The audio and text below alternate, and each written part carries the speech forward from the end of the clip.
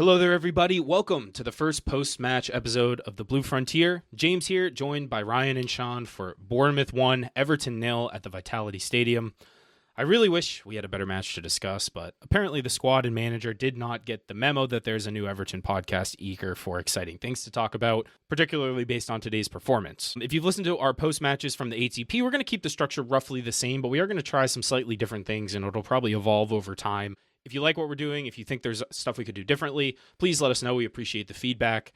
Also, please follow the show on your podcast platform if you haven't already. Leave us a rating and review. Thank you to everyone who's left us rating and reviews so far. We really appreciate that. It's been really awesome to see the number that we've gotten in such a short amount of time.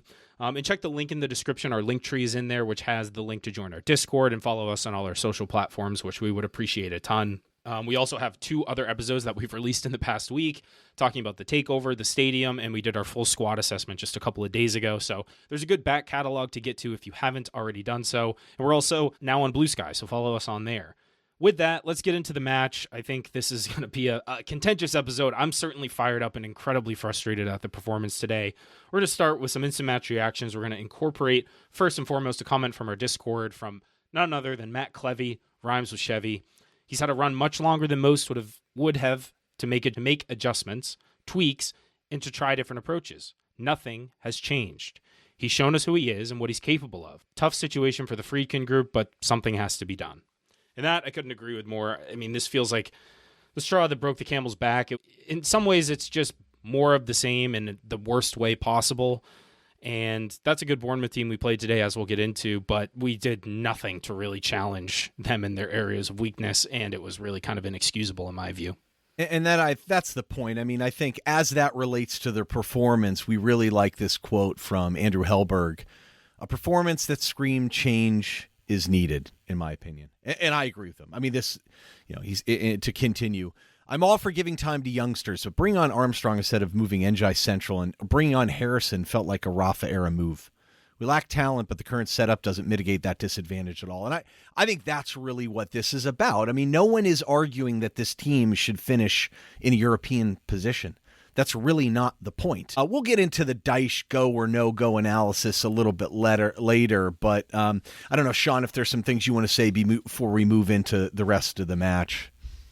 Well, I would maybe disagree, Ryan, because there's plenty of people that we consider to have standards, right? So at the end of the day, but no, in all seriousness. You're trying to trigger me today, aren't you? Like you literally walked in and said to do that. Ryan's ready to go. We got to be See, this is the dynamic. This is the dynamic I was afraid of on the new pod when Sean shows up. If people don't know this personally, by the way, Sean is hilarious at like saying little quips to try and like get a rise out of me, and James finds it very amusing, as most people do too. But hopefully that will be a good dynamic for the pod. I'm going to try and control myself, though. Yeah, I mean, the standards of being 15th are a little bit too much for people, but we move on. So, to your point, Ryan, I do think his comment is perfect. It does feel like the final straw for a lot of people, myself included, and of course we'll get into it. But in regards to moving on to the score predictions, we are going to do something exciting this year, especially with the new pod, of tallying the score predictions starting today. So what we'll do with those will be a special announcement one day. But the score predictions correct today. A special shout out to Sunwave Cat, Suburban Guy, and Bad Gumby. So just another reason to join the Discord. 0-0 is not a bad choice. 1-0 is not a bad choice in today's world to get yourself a proper score prediction. But let's move to lineups. James, you want to start with Everton? Yeah, absolutely. Starting with Everton, Broja starts. I think questionable decision there, but the only other change is Jesper comes in for Jack Harrison, which is something I was celebrating at the time. I think that probably was the right move. But no other changes. In other news, Yusuf Trimidi, late scratch with an alleged thigh strain. So unfortunate setback for him. Hopefully it's nothing major and he can continue his road to fitness. So pretty much, again, more of the same from Everton, playing Broja in a team that's probably going to launch it long. Don't really understand it. More to come on that dialogue in a little bit. But firstly, let's address the Bournemouth lineup. They're having a pretty dang good season at the Vitality Stadium. No, for sure. And yeah, the Cherries come into this game with the longest unbeaten run in their top flight history was 7. And truly, I mean, just, I think everybody would echo this in the pod, the Discord, all social media channels. Andoni Iraola has done a phenomenal job at Bournemouth, taking over for Gary O'Neill, who did just a fine job there as well.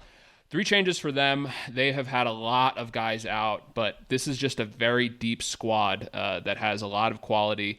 They did such a good job in terms of last window, getting a lot of young talent that you saw on display, and especially today looking at their attack. So the three changes were Kepa dropping to the bench for Mark Travers. I believe he had a child, so good for Kepa and his family. Dango Altuara, Ryan's favorite pronunciation of the Q Tuara, came in for David Brooks. I don't change the pronunciation. I just simply will spell him that way because, it's got a U. It's got to be Q.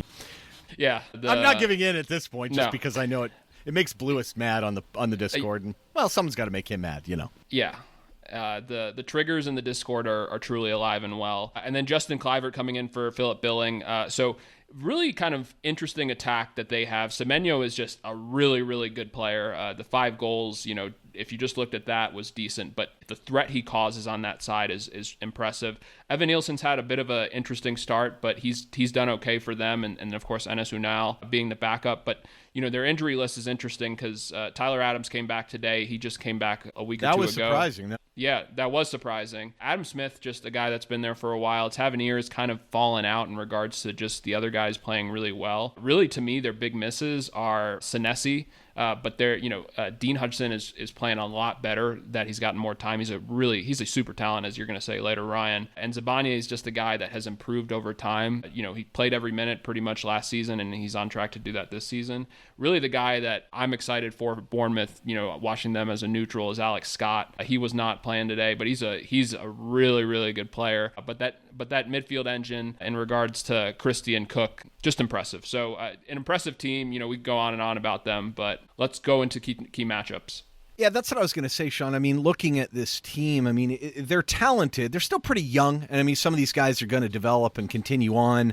Bournemouth obviously is probably not going to be able to facilitate a massive wage bill. So, they're going to have to a little bit selling and things like that. But I think looking at, there's a mix of experience in there too, but I think there's still some matchups that we could exploit if we actually had a game plan and were very particular about it, which I know didn't happen today. But you know what I mean? On paper, you look at it, you're like, you can go after some of these guys. There's some opportunity here. Yeah, I think the interesting matchup from my standpoint going into the match was that midfield, right? Was, as we talked in the last pod, which I highly suggest you tune into in regards to the team assessment. The midfield of us putting out that 3 of Dukes, Mangala, and Ghana against Ryan Christie and Lewis Cook. Those guys are just a really good midfield pairing that has truly, really been valued by Iraola in regards to the way he wants to play that kind of rock and roll football. They, as we'll get to today, they didn't really need to do much to kind of really control the midfield. But I thought going into it with their heavy press and in the recovery battle, how that would kind of tune out. What about you, James? Yeah, for me, it's going to maybe be a recurring theme as we introduce this key matchup segment. It's going to be wingers against our fullbacks. And we talked a lot about Vitaly Mykolenko last episode, how his performance has dropped dramatically this season. And as a result, I was pretty concerned, not just with Otara on the other side against Young, but more so Semenyo against Mykolenko and that balance. And I thought that was an area that they found a lot of ease getting in behind Mykolenko, who was trying to get forward a little bit more than I think we've seen in recent weeks and was getting caught out, getting beat off the dribble. I thought that would be a key matchup, and I think it turned out to be as well. Ryan, you had something that maybe Everton could have tried to exploit in terms of Njai, who's obviously been maybe our only way to create or get forward this season. Yeah, I think the problem is you can't just kind of lump it over to one player and let them go. It's got to be more of a function of a team effort. And Njai, I think he could have gotten James Hill a little bit. James, at least going into the match, the dual win rates weren't massive. The tackles weren't. He's got some size, though. He's not a small guy. But again, it's a lot easier to defend someone when you have support behind you. And we'll get into a little bit of more of the match summary analysis. But, Bournemouth could dictate things. They really didn't, they could be in their spots the way they wanted to, and it wasn't a problem. So it was Njai really kind of running off by himself. But yeah, that's a matchup you look at, you're like, all right, well, they're going to have to game plan for that a little bit. And I think if you looked at the way they use their fullbacks, it was very evident. He was there in essence to try and help stop him. But he had tons of help. The only thing I'd say is that, just kind of looking at it, that back line is still pretty green from Bournemouth. And a lot of these attackers are young, they're dynamic to some extent, but would you say they have outstanding attacking talent? I'm looking at that kind of 4 up there, and Evan Nielsen, Semenyo is really dynamic and interesting. Kluivert is good. Ouattara is almost more of a wing back. He's not that polished. He looked polished today, but I think we also made him look good. The one thing you can't deny, though, is those guys are physical forces. I mean, they definitely put a lot of pressure on you. But if you think about where they are on the table, this is not. I mean, we're not facing Chelsea or Tottenham, I don't think. No, it's maybe not at the elite level in terms of talent, but I think that's part of like the issues we talked about with Everton, where the coaching comes into play, and Iraola has them playing really well and creating a lot. They're fourth in XG per 90 in the league, almost 2 XG per 90, which is crazy, but off the ball especially, they do really good job. They're fourth in PPDA, which is basically a measure of pressure and disrupting the opposition, and they're third in challenge intensity. So they'll get up on you when you have the ball, and that's really not good news when you're talking about an Everton team that has trouble moving the ball forward. But you got to know that, right? Like, they're first in fouls. They're incredibly aggressive and abrasive. I mean, we saw the match. It was just hand-checking all over the place. It would have been an immediate foul in modern NBA. But you know what I mean? I mean, Sean, you know this team. You know the PL well. Like, you've got to game plan against these guys and do some things differently, don't you? I think that led to one particular matchup. We can get to that in a second. Yeah, I wouldn't say they're outstanding attacking talent. You know, if you looked at kind of them individually, I mean, somebody like Kluivert, right? He has most of his goals on penalties this year, right? So, I mean, you know, he leads the team, I believe, with in 6. One game. He got a hat trick against Wolves in one game. So, but I would say they're an incredibly cohesive unit. To James's point, they do a really good job of kind of whether it's movement, whether it's integrating. In regards to just kind of some of their patches of play, they're set up well for every single matchup. And I think what they do really well is when they are healthy, you know, they can bring up somebody like Luis Sinisterra. They have great rotation, right? So it feels like even though they have a very high intensity kind of press mentality, they have a good usage of their personnel, right? To feel like, and they're young. I think that's the biggest thing too. It's a very young team. Well, I think the usage of personnel is key. Like, they have a lot of different options that they can use. Now, I would argue that we do too. We just don't use them. But I think in one area where they don't necessarily have the options, at least did not today, is just looking at that back line. Like, if I'm looking at this on paper and I'm saying, okay, there's one way that we can exploit this, and this talks about different options. We've got, I'm convinced, 15 center forwards on this team, really only 3 today. But the point is, if you were to select one, I would think where you can get at them a little bit, knowing how Dyche is going to play, he's not going to dominate the ball, I think it's at their center backs. Like, Zabarni is a really talented guy, and he's strong and sturdy, but he's not tall. He's not great in the air. I mean, no one's going to argue the talent of, you know, the other kid, you know, the young kid. I mean, he's super talented, athletic, you know, long, whatever, decent on the ball too.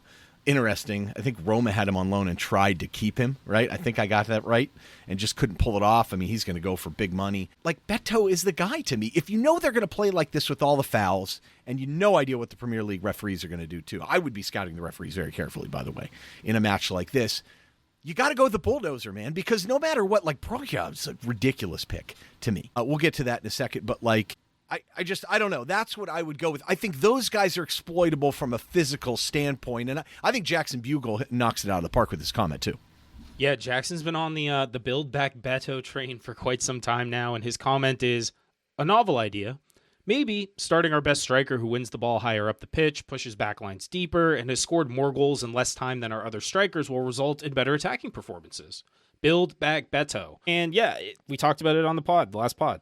Beto is an interesting option. Seems like he is completely frozen out by Dyche for the most part. He threw him on late today in an act of desperation, but can't get a look at the starting 11 for whatever reason that may be. But again, on paper, that seems like, I agree, the kind of obvious choice in a match like this where he can just kind of bulldoze his way around and really match the physicality of Bournemouth and draw some fouls. It seemed like it's just not a Broja match.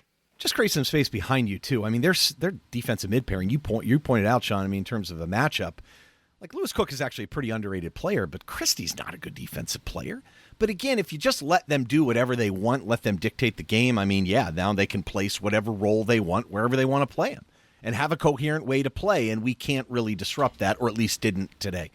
Anyway, moving into the match, I mean, I thought a very significant play, especially considering the assessment that we just did. We talk about the center back dynamics and why it's failed a lot this year. Defensive record's okay, but why it would be better. We thought it would be better when JB is the more aggressive person and Tark sits back a little bit. And that involves the fullbacks too. We talked about recoveries and other things. This early yellow, I totally disagree with it because I don't think it's that brutal a tackle and it's that early.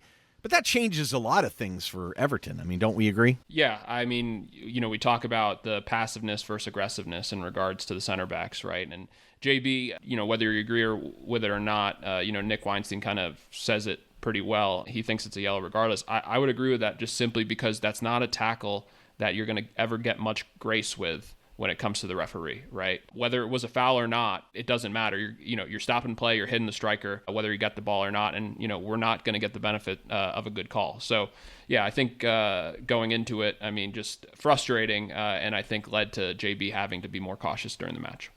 Yeah, and I think it's an interesting one. We talked about him being more aggressive. He tries to be more aggressive. The aggression I want to see out of Branthwaite is not trying to make a sliding challenge at midfield in the second minute of the game. That just seems like a little bit of a lack of discipline. And he was punished for it, rightly or wrongly. I do kind of think it's a yellow because he's a second late, but neither here nor there. The fact of the matter is he's disciplined, and we have to deal with that now for the rest of the 88 minutes. A few minutes later, this is another instance that I think ties into the squad assessment, which you'll see as a theme of this post-match, is Jesper Lindstrom tries a shot when he's basically under no pressure from probably 30 yards out, and it's sailed. It's nowhere near the goal. And we talked about that, where he's just not getting high percentage looks. And this is an example of where he's a little bit to blame for that. Like, you don't need to shoot there. You can be a little more patient. I understand he probably feels under pressure to score and create things, and everyone on the team, I think, is, given some of the other shots we took today, is feeling that weight of having not scored from open play very much at all this season. So it's just a little bit of lack of patience and feeling the pressure, and it's a wasted moment where we're in the final third and can maybe make something happen. Instead, it's 25 yards over the crossbar, nowhere near. Yeah, I mean, I think to your point, James, it's frustrating because, and this is a moment where he's getting a chance, right? He's starting the match, right? He should be able to build into it. And it's just another day where also, too, as we kind of saw early in the match, the wind is swirling everywhere, right? So the odds of you kind of getting that shot from 30 yards and putting it on frame, probably pretty minimal. And it's just a game where, possession is key, right? And as we saw kind of points in the match where they were kind of dominating. So yeah, just frustrating from him. And, goes back to the point of just, he's trying to do too much. Yeah, he definitely is. I mean, in the 13th minute, Bournemouth scores here, and it's disallowed. This is a good example of the defensive line actually being coherent and stepping forward. So credit to them. But if this had counted, it wouldn't have been a surprise, right? I just felt like this is complete domination. They were dictating play entirely at this point. And, what can you say? And then kind of moving on to the 20th minute, this is one of the strangest plays I think we'll probably see all year. Maybe this is Broja trying to do too much, but again, I hate his choice in the lineup against these guys. He's not a target player. I don't think he's a great fit for Dyche ball. And so maybe he's trying to do too much here too, but I mean, he literally cuts inside for a shot. He was vacating the middle of the pitch constantly, by the way. That was really frustrating. I understand getting onto the ball, but you got to have someone fill that gap. I'm sure that maybe explains some of the halftime subs, but this is, I guess the word I would use is clumsy. Yeah, it didn't look like a guy who's maybe shaking off a bit of the rust. I mean, he's not like under pressure. He has a guy he's trying to beat by cutting inside, but he just whiffs on it or just... I know you're injury prone, but... That's one, incredibly Everton that way to injure yourself, just kicking the ground. And then he goes down, and at first I'm like, it might be a little bit out of embarrassment. How bad could he really have hurt himself? But he goes down, and also at the same time, Njai is down for a reason that I don't think we ever really got clarity on, but he gets his shin looked at, he gets his shin wrapped. So two of our attacking players go down injured inside of half an hour. Luckily, both were able to continue for a little bit, particularly Njai, but 11 minutes later, Broja goes down again and seems like he can't continue. So, unbelievably frustrating for that guy after the battle he's had to get back from the long-term injury he had as he came to Everton. But Dominic Calvert-Lewin is the choice. So, we talked about Beto. He is still bottom of the pecking order as far as fit strikers, and I think that's incredibly frustrating. And at this point, it has to be said, and we'll get to it at halftime too, Bournemouth are pretty much just completely dominating us, which leads the Bournemouth fans to chant, "How do you watch this every game?" Which is honestly fair play, good banter. I don't know. So it's a fair question to ask. Credit to the Everton away fans who traveled down to Bournemouth for that one, because that is just ridiculous. Why did we reboot a pod to talk about this? Yes, right, exactly. Do you want to talk about the 37th minute, that fantastic play where Jesper gets the ball wide and just... I do think this is a tactical issue, but some of the behaviors of the players in front of him is pretty bad. Yeah, this is a crazy one. It stood out to me immediately on seeing it. He gets the ball. He's got no one within, he's got a guy trying to mark him. He's got 5 yards of space and just avoid a sea of green in the middle of the pitch. Not another midfielder to be found. I get Decore is playing the second striker role, but he's pushed up right next to Calvert-Lewin. You need someone to fill the space. Just an example of, again, how passive we are and how much we struggle with that midfield in transition. There's no one there for Jesper to find. Njai's making a run wide. Just total lack of offensive or cohesion in transition, I should say. Yeah, I mean, and then that kind of brings us to half. Just an absolute domination, as you said, James. 5 big chances missed by Bournemouth, and it really felt like it. We didn't really talk too much, but Pickford, had a really good save on Justin Kluivert. So, only 7 fouls called on Bournemouth. Referee, I mean, we'll get to it, but it doesn't need really much of an intro. He was absolutely awful, just abysmal today. So the XG was pretty terrible, from our side, 0.17 to 1.32 for just the half. And then, just winning only 51% of ground duels in that half, 35% of aerials.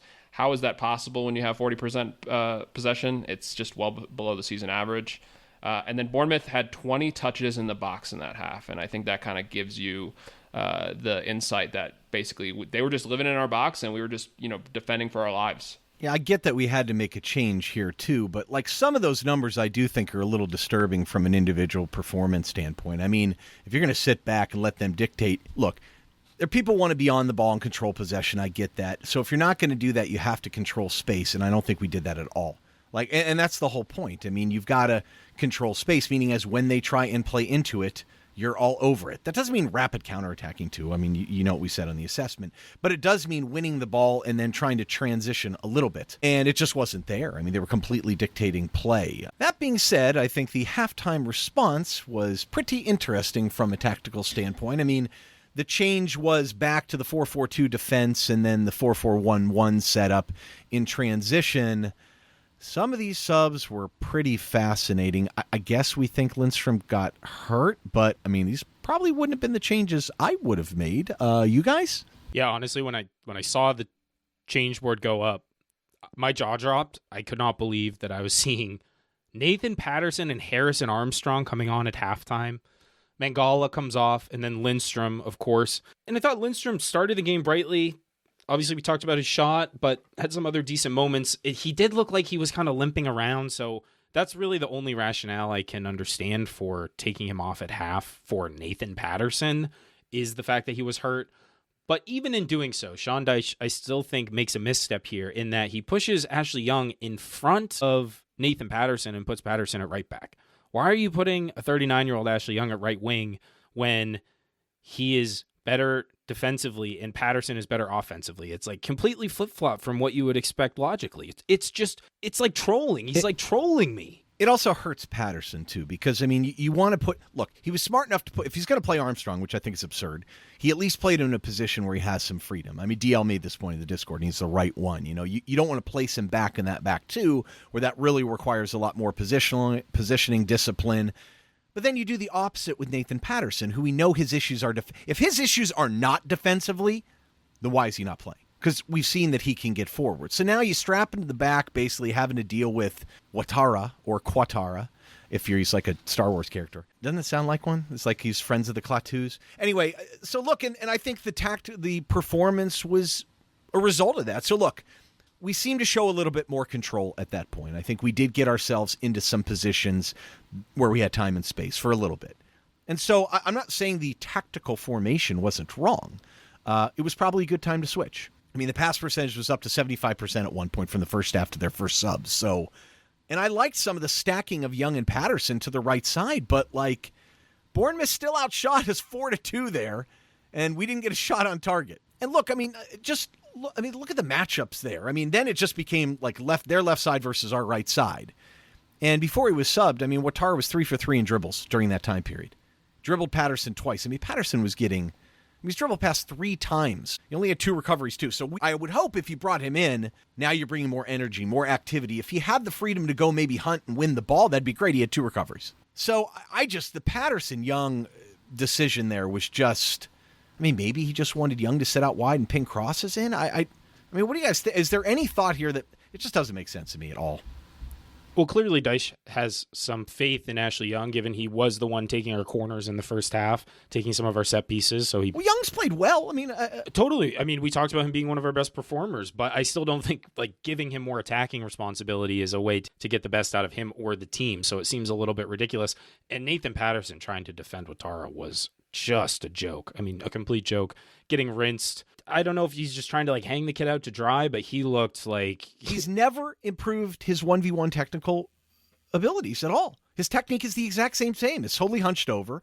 I mean, don't get me wrong. He has some issues with foot speed compared to, I mean, he's a tall guy, but like there's been no real adjustment. He's been out. You got to cut him a little bit of break. I don't want to be too overly critical of him, but again, not his fault. He's being put in that position. That being said, Armstrong did have our biggest chance of the game in the 51st minute. Can we talk about this and the flaws of single shot XG for a moment? Yeah, this is a massive indictment of single game XG and a massive indictment of Everton's performance. I'll bet they'll fix it, by the way. And not to mention, I think the basic models, too, don't deal well with aerial balls. I think, like, StatsBomb and other people have figured that out a little bit more. I mean...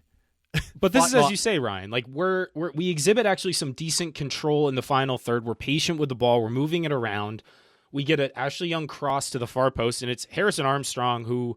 really has no realistic chance of getting to this. He kind of pops it straight up. To me, it looked like kind of a nothing chance, but according to FOTMob, they had that chance at 0.37 XG, which, again, flaw of the model, but they had us at 0.67 XG for the game. So that is over half of our expected goals for the game.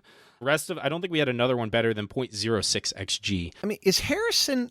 is Jack Harrison hurt or something at this point? Like, isn't this your chance to bring Njai into the middle? Like, I don't understand. Like, I would rather have him kind of maybe getting on the end of that, not heading necessarily, but at least he might get to the ball. Like, Armstrong had the ball a couple times in the middle of the pitch with a little time and space. And who's he running against? Lewis Cook and Ryan Christie, Christie, literally, you could have, like, drawn a circle on the pitch about where he would stand and have him not move at all in the left half space. Like, that's what I want. Njai down the middle running at Lewis Cook. Love it. Perfect. Exactly what I want. Did we see that? No. Can we talk about the Patterson play in the 54th minute? I think that was just kind of an epitome of Nathan Patterson. Like, get your head up, buddy. Like, get your head up. I mean, seriously, like you win the ball and did great there, and then you headed forward. You didn't look what was in front of you at all. Like, no sense of awareness, gets picked off and goes back the other way. There's another back pass, by the way, in the first half that I mentioned, too, from Mangala, too. I mean, there were plays like this that were much worse than what Decore did last match, but I guarantee all we're going to hear about is, oh, how bad Decore is. So this is an example of a kid that just needs to play more, maybe somewhere else. I don't mind if he's a wing back here and he's got 3 center backs behind him. Yeah, I mean, for Nathan Patterson, right, to your point, Ryan, the 54th minute, that horrible giveaway, he does a good job of recovering against the flopping Evan Nielsen. But then also, too, right, in the 60th minute, he had that play where, Pato kind of clears it out, doesn't look up, and, then again, just a Bournemouth player is just running, essentially, with the ball. And then JB, to his credit, that's the aggressiveness we want. Makes an incredible play on Semenyo to basically kind of stop that attack. So, yeah, it's just... recovery pace on JB, by the way. Unbelievable on that play. Unbelievable on that play. But again, like, we should not have to be defending in transition in this way. It's just a bad giveaway that gives them an easy break. Right, and like the fullback position under Dyche is not one that jumps forward. It sits back, plays with discipline, and distributes the ball. Thing is, if you're playing him as a wingback, Patterson can get up and down. He's incredibly pacey. He's straight ahead fast. And then you have 3 center backs behind him and maybe a defensive mid, but that's not the situation. So I can't totally blame it on him. At least he's trying to make things happen. That being said, it seemed pretty obvious that Iraola had seen enough. So he makes a triple sub in the 69th. And I just said, uh-oh, on the Discord because... he's not a dummy, man. I mean, this is what happens. This is modern football now. These guys make tactical changes, and when their guys go in, they have tactical instructions, and things change. Now, some of the subbing was kind of unique, I think, but to be able to bring guys like this with quality off the bench is something else. I mean, look at the 3 guys they brought in. I mean, these are legit options. Recruitment's done a pretty good job over there, even though they have spent some money. I am surprised Tyler Adams is away from injury, but now you got a guy that can just hunt and win the ball like crazy, and gain a little bit more control of the match and win some battles in the middle. And Unal's a beast up top. Like, he gives them a totally different option. And it helps him against set pieces as well. Yeah, I mean, you talk about the subs, Ryan. To echo Unal, had an incredible free kick to salvage a point against West Ham. There's quality. I think that's the biggest kind of theme with Bournemouth is they've done a good job. Technical quality too, Sean, Technical right? quality, Because they're missing chances at this point, Absolutely. even though they're creating them. Brooks is a great example of that. Yeah. I mean, he's just more polished and technical. Yeah, and I mean it's kind of a good segue into there's a little bit of action in between, and then of course just this phantom foul which incensed the discord and just kind of the Everton faithful, but it leads to just a really quality goal, I would say. Good long ball. Semenyo wins the header to Evan Nielsen, and then Milos Kerkez, he's been putting kind of good balls in the box all day. That's just a ball that I can't even really blame Maiko, just given, the depth of where it went, and then an incredible one-time finish from David Brooks. And I know there was some criticism in regards to if Jared Branthwaite, ducked and whatnot. I mean, it's a bang-bang play, right? If he heads it and it goes in, you blame the player. It's just one of those things. He made a decision, and that alone isn't kind of the rationale of why the goal went in. It's just a good play. No, and I would say the only critique, if you want to critique Mikolenko for backing off guys, which he did do a lot today, again, the player is what he is. He's dealing with some better athletes. Maybe Brooks is not quite that, although Brooks is pretty quick. We talked about in the team assessment, like having a really stud athlete over there that can really lock guys down, but in space, properly. And if you're not dictating the game, I mean, you're constantly reacting. It's tough. And look at it. You brought up the point of Kerkez crossing wide. Like, we'll get into that in a second here, but I mean, he lived there, right on that sideline. He didn't have to go anywhere else the whole rest of the match. So that's not hard. It's also much easier when your teammates know exactly where people are going to be and where you're going to feed people and where they're going to be as well, too. It's just kind of a joke. Now, what are your thoughts about the response on this? Is anyone remotely surprised at this response tactically from Dyche? No, I mean, this is now a theme. This is like his go-to chasing a game. We're just going to throw Beto on, lump two guys up top, Dominic Calvert-Lewin and Beto, and at least it wasn't Michael Keane, but my God, that's the answer? And here's a good example of Iraola using his personnel well. Philip Billing is a pretty limited player, in my opinion, but he's a 6'6" monster that can play in the midfield. So you pull out Evan Nielsen, who you don't need on there anymore because you've got an Al on there, and now you bring Billing in. Now it controls any set pieces or anything you might get. And they know they're going to foul a little bit too, so I thought that was pretty brilliant. But yeah, James, back to your point, I mean, the results speak for themselves, right? Yeah, and I mean, just on the sub, I mean, that is like chess checkers right there. Like, you make the sub, you go all out, and Iraola is like, all right, well, I mean, that's the easiest thing to counter. I've got answers for that. Well, he knows it's coming. Right. Like, there's no surprise at all what he's going to do here.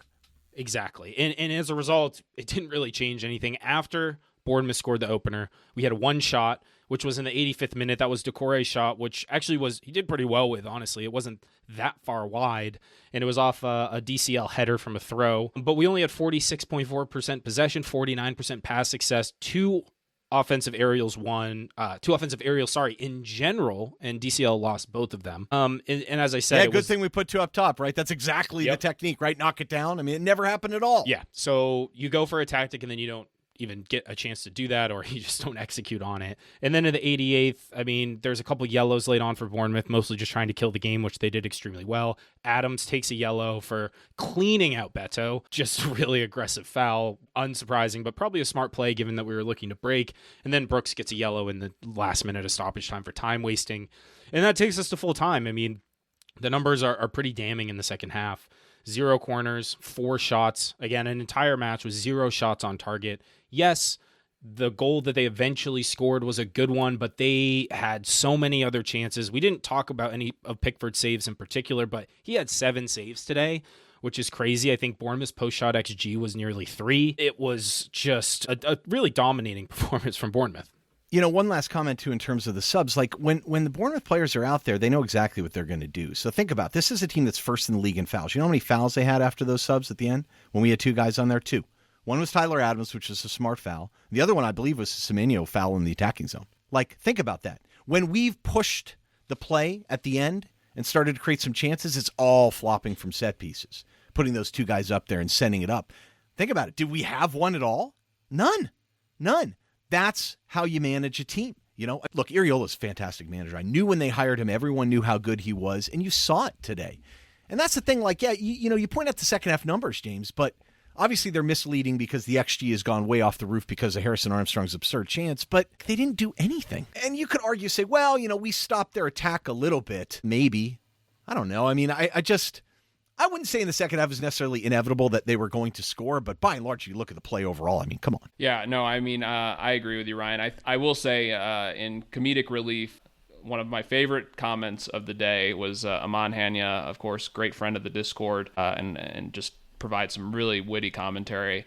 And I agree with this, actually. I honestly don't know why people are mad. This was our best Bournemouth loss of the season. And he's kind of right, because I felt pain, but not as much pain, blowing basically a 2-goal lead in that. But yeah, to your point, James, I mean, I think the frustrating thing, too, is somebody that watches Bournemouth a lot, they weren't that good today. Like, I mean, they dominated us, of course, no question about that. But the quality, they had quite a few turnovers in the midfield. If we had any nuance about us, we probably could have done better with some of the chances that we actually took, in regards to some of the dispossessions in midfield. Of course, Pickford was incredible, kept us in the game, right? So you could just feel, too, that if we had something about us, they were getting to a desperate place where they would have continued to kind of push people forward and a chance would have created. But yeah, just a missed opportunity. What I'll say to that, and I agree in general with the point that this was not the best Bournemouth performance. That said, 1.69 XG for them that they turned into almost 3 post-shot XG. So their finishing was good. I think Pickford gets a lot of credit today. He made some really, really good saves. And again, most of that's in the first half. Okay, fine. But the second half, just inexcusable, our inability to make anything happen going forward, even if we did sort of limit their attacking opportunity. Yeah, I mean, I'll kind of get into the analysis a little bit here. The one thing I picked up on was that it just seemed like they were dictating play to such an extreme extent. A lot of this is tactical. I mean, it really is. So I went through heat maps. One good example is Christie's kind of the guy that creates or was dictating play somewhat to them. But to your point, Sean, I don't think he was that great today. I mean, you look at the heat map. I mean, he is literally dark, clear circle, other than the corners or, the wide. I think he took a wide set piece or two. Like, it's just sitting in the left half space. That's all it is. Same place the whole time. And then you go and look at the other guys, like the center backs, the exact same spot. Which, how easy is it to stop Njai when you're allowed to sit there and have, Zipparani just sitting over there on the right side, floating and just reacting to it. And then you look at the fullbacks. Hill is, perfect circle back in his own end, right on the right side. And Kirkez is perfect circle right on the sidelines. Just Christie feeding him the ball or trying too much. That's the thing. I thought Christie was trying to do too much today. I mean, he had 88 touches. He led their team. 15 passes in the final third. He was 3 for 11 on long balls. Passing percentage was 66%. I mean, I feel like Ghana had 5 picks today. Like, he only created 0.21 out of XA from that. I mean, those are opportunities when a guy's not executing. I mean, have they executed well? Have they finished a little better? Or had played just average? I mean, this would have been a massacre. But when you look at all this stuff, I mean, it just felt so inevitable. And by the way, if you want to have a lot of fun, go look at the heat maps for Everton players. You cannot find, I went through them all, other than Pickford. You cannot find a single player with a defined area. Now, again, we did switch systems halfway through. But we didn't really switch systems too much with some of the other defensive players. They were scattered all over the freaking place, reacting to something that was static. And Sean, would you say Bournemouth came out and played in a way that was unpredictable? No, I mean, it's just, and to your point, I think James really hit the nail on the head with chess versus checkers, right? It's just anytime we made a move, they just made the kind of move to really counter it. I think another thing that really just frustrates me watching them versus us is just the tactical flexibility of their players. One thing that they did, and they've done for a few matches, is put Lewis Cook at right back, to bring Tyler Adams on, right? And it's just like, I can't imagine, Sean Dyche basically being able to kind of, have that flexibility when it comes to our personnel. Yeah. He played Young at right wing. I mean, that's pure flexibility. To make up for, and put Patterson at right back. I mean, that's genius. You don't think that makes sense? Yeah, you know what? You're right, Ryan. I guess I'll concede. But no, it was just a masterclass in regards to, how big of a manager drop off in regards to how to effectively manage that match. Yeah, one last thing I just want to call out in terms of, again, alluding back to the squad assessment that we did, is lack of aggression in Everton's team this year, lack of pressure. And today, Mangala, 2 for 2 in tackles. Ghana was 1 for 3. No one else had more than 1 attempted tackle. And Pickford led the team in ball recoveries with 13. I mean, that's kind of crazy. That happens, but I mean, the fact you had no one outside of Njai, again, Njai had 8, like totally by himself. No, I think Decore maybe had 5. That was it. And look, I mean, the sad part is I don't know why he thought countering their left with our right and trying to drive play down that way was going to work. But like 45% of the match, Bournemouth attacked down the left side. And you talk about duels too, just battling and winning stuff, right? We were undermanned. I mean, Ouattara was 8 of 11 in duels, 4 for 4 in dribbles for the match. You know, the sad part is Njai really did about as much as he could. He was 6 for 9 in dribbles, fouled 4 times. And I would say probably fouled more than like a dozen times that they didn't call. And, you know, I mentioned Ghana with the 5 interceptions. There were still opportunities, but, James, I mean, I think they were there to at least be exploited or taken advantage of, but even in the few times we kind of won the ball, there was no real intent behind it. I just... No plan. I mean, there that's was the really criticism of Sean not a Dyche. good plan. I mean, you know, you just can't sit there and react to teams like this all the time that are that well scripted. You just can't. I mean, you've got to take something away from them, and I don't think there was a single thing we took away from those guys today. I mean, literally, not. You could say, well, you took away Christie a little bit. Not really. I just feel like he didn't play very well. So I don't know. I mean, in terms of good performances, though, guys, I mean, it's pretty obvious who's the one good performance on our end at a minimum.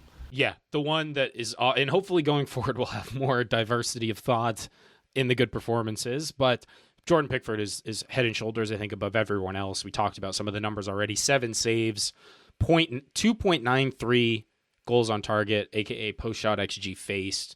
I mean, that's going to help his numbers that we talked about in the squad assessment. 13 recoveries. The long ball, I mean, 12 for 35 in long balls.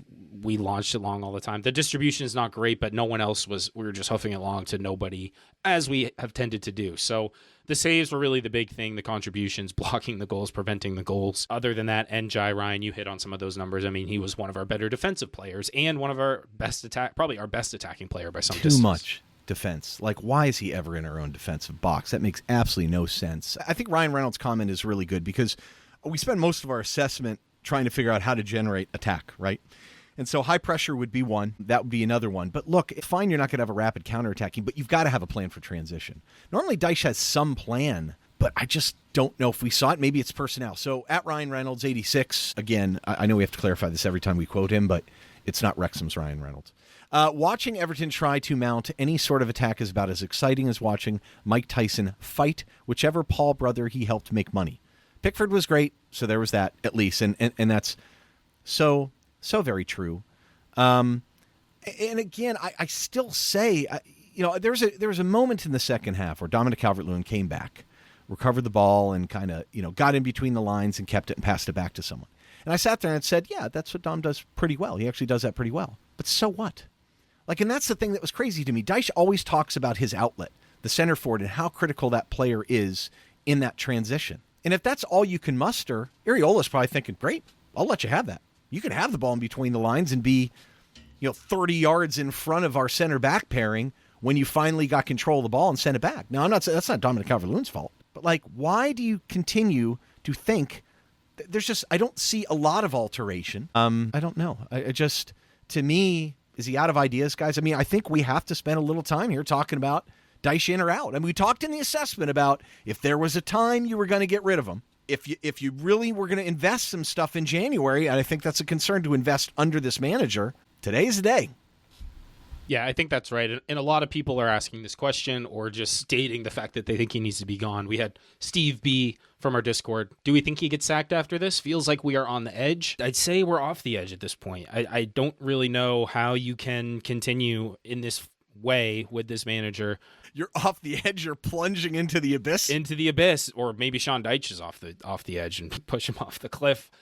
Metaphorically speaking of you don't have to jump into dog. anything right now, buddy. It's not on you. Yeah, right. I don't see another chance to do it that would be as opportune as it is right now. As you pointed out, we talked about the number of reasons why, even on the last episode. Even the comments he's making in press conferences continue to get a little bit more flippant. And obviously he feels the pressure, I think, too, as he should. I mean, this is totally inexcusable, even though he'll try to explain it away and say, you know, ifs and buts and blah, blah, blah. It's just, it's not landing anymore. And I think I'm over it at this point. I'd like to see some sort of, it's great that we have all this stuff in the background, the periphery, the stadium, new owners, but the first team is just too tough to watch, man. It's just gotten too painful for me. Yeah, I think to your point, James, I can smell the edge at this point. Like the edge is as close my as we God. the Oh my edge is God. as close What's we've- it smell like? It doesn't smell good. Does it smell like a sound? There's a reference. See if anyone knows that one.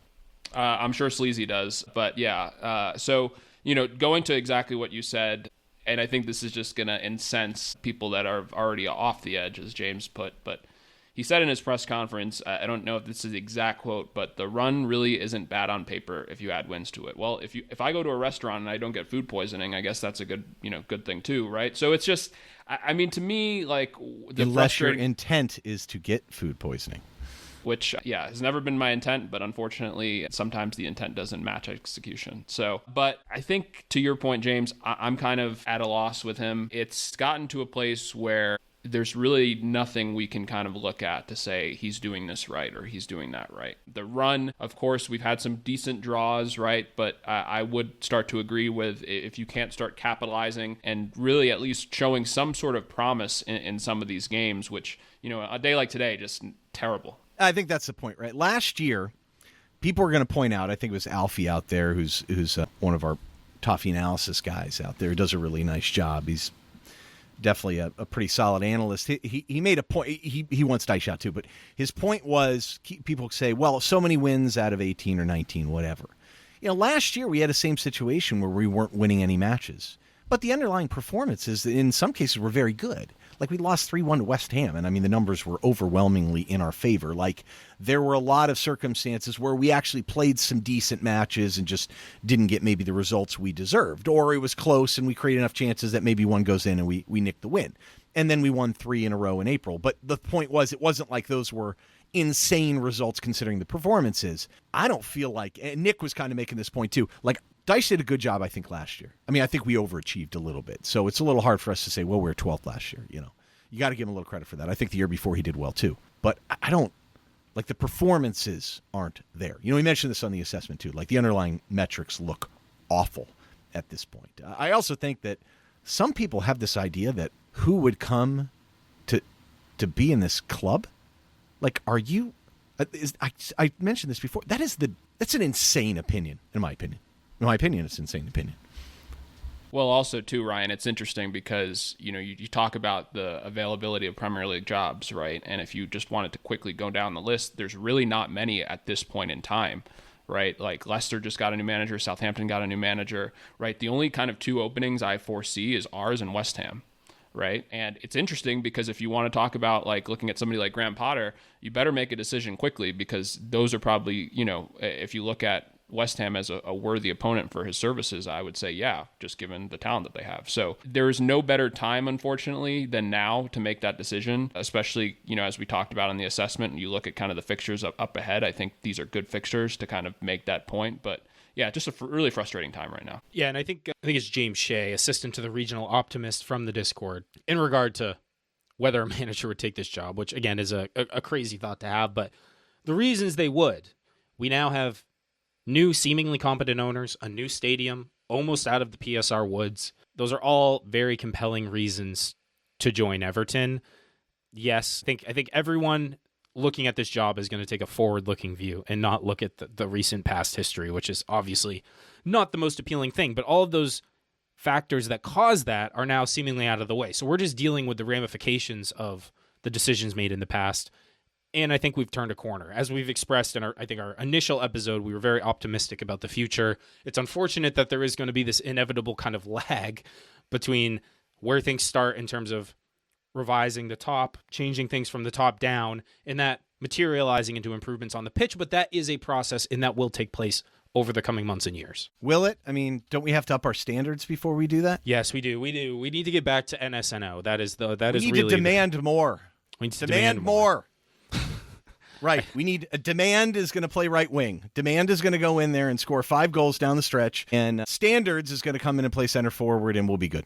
Yeah, that's all. That's really all it takes. All right, guys. I think we've done this one justice. I think we've done hopefully people enjoy listening to this more than they enjoyed watching the match. That's always kind of our goal with matches like this. Not saying much. It's not. It's a low bar, which is why it's always our goal is to just beat. You spend an hour, you spend 90 minutes watching the match. You spend 53, 54 minutes, an hour listening to the pod. Hopefully you view it as a better investment of your time. Any final thoughts, gentlemen, before we wrap this one up? I will say this, the amount of time that we spent analyzing this one, you want to talk about, like, some people think they're depressed watching the match. Like, sometimes after ones, you look at one and you just, there's just nothing there, man.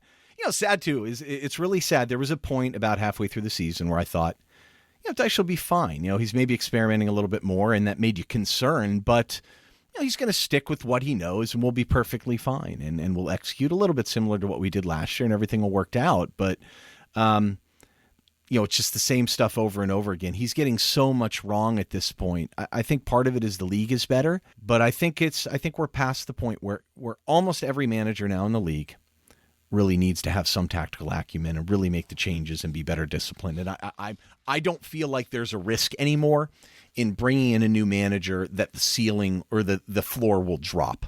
I think if you bring in a competent guy and you look at the guys that Rome have brought in the past, even if they play a little bit more aggressive style, I was actually hesitant to that because I think this team is a little bit limited with a couple players in that would be befitting of a new modern manager that will let recruitment do their thing. I think we'll be fine. Don, I don't know if you want to kind of give your final thoughts, and then James, you can kind of wrap up the future episodes because we're going to take a look at that and see how much we can do as well.